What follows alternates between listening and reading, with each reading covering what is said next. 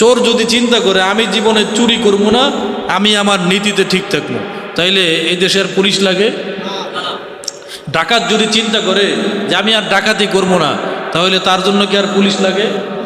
যারা মাপে কম দেয়, খাদ্যে ভেজাল দেয়, অন্যায় কাজ করে, নয় ছয় করে ব্যবসা বাণিজ্যের মধ্যে, এরা যদি শপথ করে যে আমরা এই সমস্ত কাজগুলো আজকে থেকে করব না, তাহলে ম্যাজিস্ট্রেটের প্রয়োজন হয়?